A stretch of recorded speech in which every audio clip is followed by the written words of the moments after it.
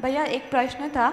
यहाँ पर अपन इतने स्थिति बंधाप शरण स्थिति कांडाघात कर रहे हैं, स्थिति कांडाघात कर रहे हैं, तो भी अपना उत्कृष्ट स्थिति सत्व ना जगन उतना ही रह रहा है, अंतः कोड़ा कोड़ी सागर ही रह रहा है। हाँ। तो जब श्रेणी चढ़ते होंगे मतलब सातवें घोड़े स्थान से ऊपर, तब भी ये तो कांडाघात करते ही होंगे।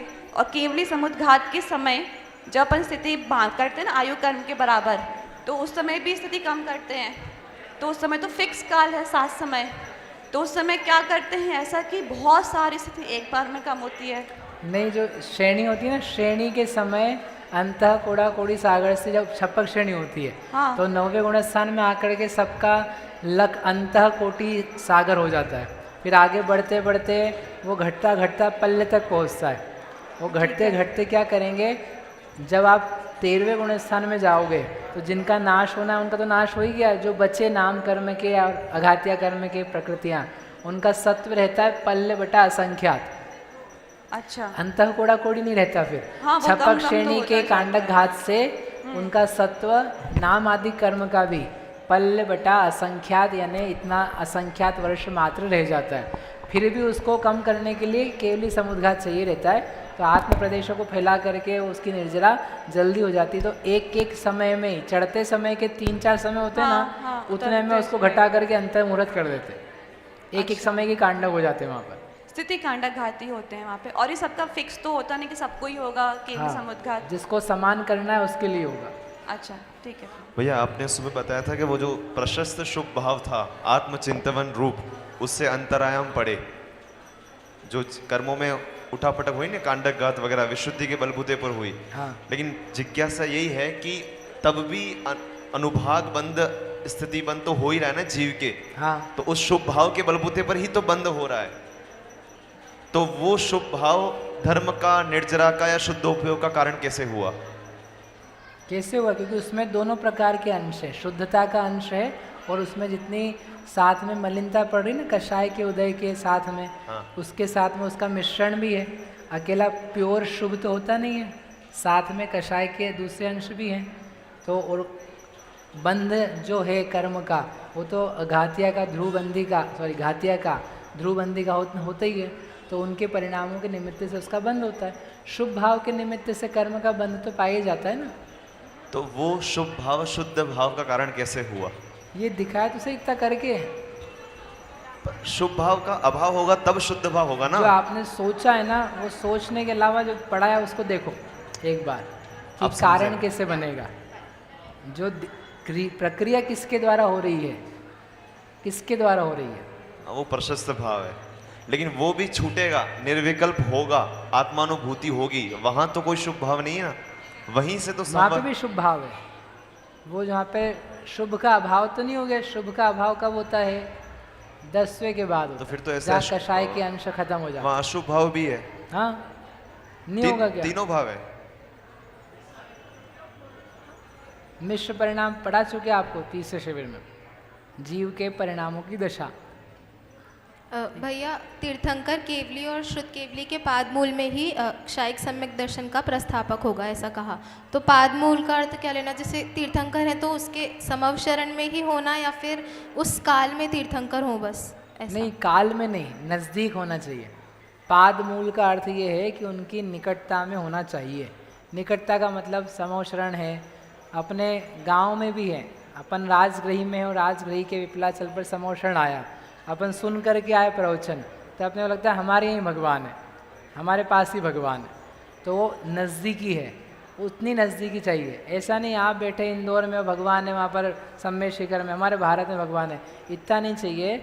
आपका गांव, नगर, मोहल्ला, समीपता जहाँ पर आपके लिए इजीली एक्सेसिबल है, मतलब ये हमारी समझ है। कोई लोगों के लिए ऐसा सोच है कि नहीं, वो आपको उनके सामने ही होना चाहिए। भगवान है, भगवान के सामने बैठे रहो तो ही होगा, लेकिन हमें वैसा नहीं लगता है। अनेक लोगों को ऐसा नहीं लगता है। जैसे समवशरण में लिया तो कृतकृत्य वेदक सम्यक दृष्टि है, तो उसका तो मरण भी हो जाएगा कृतकृत्य वेदक का। तो क्यों, जरूरी थोड़ी ना है। अगर ऐसी कंडीशन ले, ऐसा बोलते हैं समवशरण में मरण नहीं होता है। हाँ, तो फिर तो उसको नहीं होगा, ऐसा व्यक्ति नहीं करेगा। वहाँ जिसका आयु बच्ची वो करेगा, अन्य व्यक्ति जिसको मरना है थोड़ी दूर करेगा। और समवशरण में क्यों कराना है? केवली शुद्ध केवली भी तो है ना, तो जिसको मरते समय करना है सानिधि में सामने ही करना है, शुद्ध केवली के पास करा देंगे, केवली के पास करा देंगे। और ऐसा कि करण परिणामों के समय में मरण नहीं होता, तो 8वें 9वें गुण स्थान में भी इसलिए हमने करण में मरण नहीं होता ऐसा नहीं बोला है। प्रथमोपशम के करण में मरण नहीं होता, अनंतानुबंधी के करण में मरण नहीं होता, इसके करण में मरण नहीं होता, ऐसा बोला है। और उपशम श्रेणी के गुण स्थानों में भी क्षपणा कर सकते हैं दर्शन मोहिनी की? नहीं, बिल्कुल नहीं, यहीं करेंगे। मतलब या तो श्रेणी में चढ़ने से पहले करेगा, नहीं तो फिर गिर के। 4 से 7। ठीक है। और उद्वेलना और विसंयोजना में क्या अंतर है? विसंयोजना तो पुरुषार्थ से, करण से हो रही है। उद्वेलना जो है वो तो आप मिथ्यात्व में पहुंच गए, वो प्रकृति काम की नहीं है, तो अपने आप वो धीरे धीरे निपटती रहती है, वो करने में पल्ल का संख्या तो भाग लगता है।